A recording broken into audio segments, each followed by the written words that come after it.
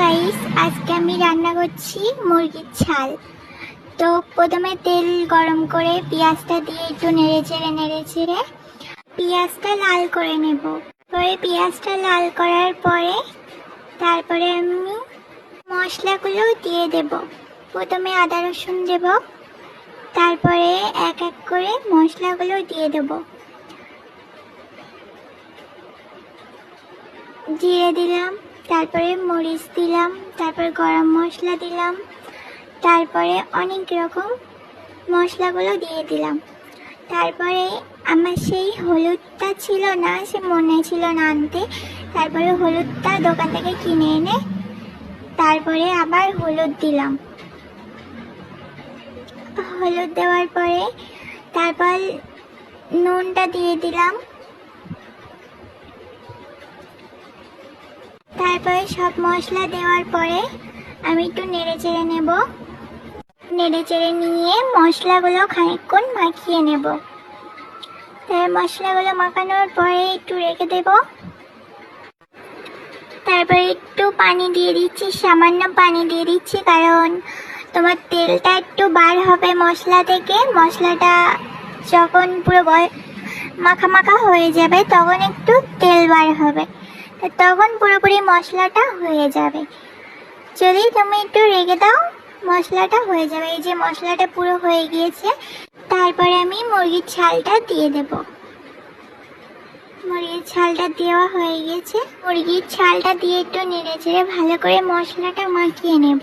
তো বন্ধুরা, একটা ম্যাজিক দেখবে, আমি একটা তুড়ি মারবো, তার তুড়ি মারলেই মুরগির ছালটা কষা হয়ে যাবে। দেখেছো মুরগির ছালটা কত সুন্দর কষা হয়ে গেল। দেখো আমার হাতের কামাল।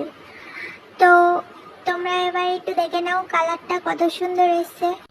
কালারটা অনেক সুন্দর এসছে। এবার আমি একটু নেড়ে চেড়ে নেব ভালো করে, তলায় যেন না লেগে যায়, তাই একটু নেড়ে চেড়ে নিলাম সুন্দর করে। তোমরাও একটু নেড়ে চেড়ে নেবে বন্ধুরা, নাহলে তলায় না লেগে যাবে। তা আমি একটু দেখো তোমরা ভালো করে, আমি একটু দেখাচ্ছি। তারপরে বন্ধুরা আমি ঢাকনা দিয়ে ঢাকা দিয়ে দেব। খানিকক্ষণ ঢাকা দিয়ে রাখতে হবে, 5 মিনিট ঢাকা দেওয়ার পরে আমি এবার তুলে নেব। তো বন্ধুরা তোমরা তো দেখতেই পাচ্ছ কত সুন্দর একটু গলে গিয়েছে, অনেক সুন্দর গলে গিয়েছে। এবার একটু নাড়াচাড়া করে নেব। আমি নাড়াচাড়া করবো, এই যে নাড়াচাড়া করছি, কারণ তোমার তলায় যদি ধরে লেগে যায় ওই জন্য একটু নাড়াচাড়া করতে হবে।